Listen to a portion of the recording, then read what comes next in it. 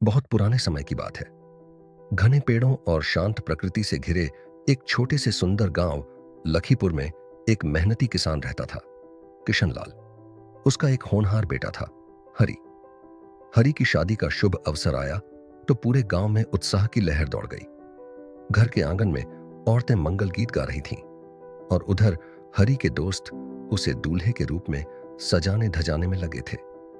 उसी दौरान हरी के एक मित्र ने कहा, देखो, बारात में बुजुर्गों को साथ ले जाने की क्या जरूरत। दुल्हन को लाने में बुजुर्ग हमें हर बात पर टोका टाकी करेंगे। इससे अच्छा तो है कि हम युवाओं की बारात अकेले ही चले। यह बात सब युवा दोस्तों को पसंद आई और उन्होंने यही बात बड़े बुजुर्गों को भी जाकर बता दी। एक बुजुर्ग ने समझाया, बेटो, रास्ता लंबा है, जंगल पड़ता है, कोई परेशानी हुई तो क्या करोगे। युवाओं ने आत्मविश्वास से कहा, हम पढ़े लिखे हैं और हर समस्या का हल निकाल सकते हैं। आप चिंता मत करें, हम सब संभाल लेंगे। बुजुर्गों ने एक दूसरे को देखा और कहा, ठीक है, जैसा तुम लोगों की मर्जी। युवाओं का उत्साह देखकर वे चुप हो गए।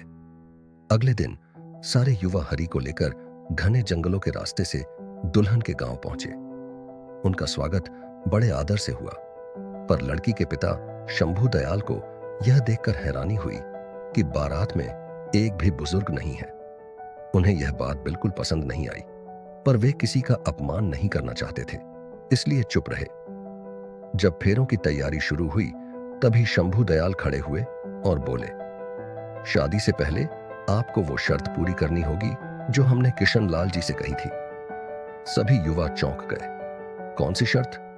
एक युवक बोला, आप बताइए, हम पूरी कर देंगे।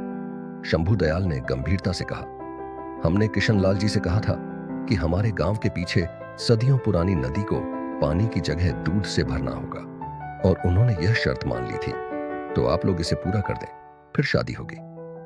युवाओं के चेहरे पीले पड़ गए। पूरी नदी को दूध से भरना, यह तो नामुमकिन था। वे आपस में विचार करने लगे, इतना दूध कहां से आएगा, अब क्या करें।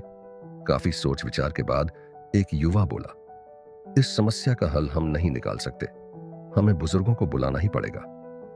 अंततः दो युवक लखीपुर लौटे और सारी बात बुजुर्गों को बताई। बुजुर्ग मुस्कुराए। हम समझ रहे थे कि ऐसा कुछ होगा। सभी बुजुर्ग युवाओं के साथ दुल्हन के गांव पहुंचे। शंभू दयाल ने फिर वही शर्त दोहराई। यह सुनकर किशनलाल हंसे और बोले, दूध की व्यवस्था तो हमने पहले ही कर रखी है, आप बस नदी को खाली करवाइए। यह सुनते ही किशनलाल और शंभू दयाल हंस पड़े और गले मिल गए। युवाओं को अपनी गलती का एहसास हुआ। उन्होंने शर्म से अपनी नजरें झुका लीं। हरी की शादी धूमधाम से संपन्न हुई। संगीत, उत्सव और खुशी से पूरा गांव झूम उठा और युवाओं ने उस दिन एक अमूल्य सीख पाई। जीवन में चाहे कितने ही पढ़े लिखे हो जाए, बुजुर्गों के अनुभव का कोई विकल्प नहीं होता। उनका मार्गदर्शन हमें गलतियों से बचाता है और सही रास्ता दिखाता है। आप कहानी किंग चैनल को ज्यादा से ज्यादा शेयर करें व सब्सक्राइब जरूर करें ताकि हम आपके लिए और बेहतर कहानियां ला सके। आपके पास भी कोई बेहतरीन कहानी हो तो हमें लिख कर भेजिए। अगर आपकी कहानी अच्छी हुई तो आने वाले समय में हम उस कहानी को जरूर बनाएंगे।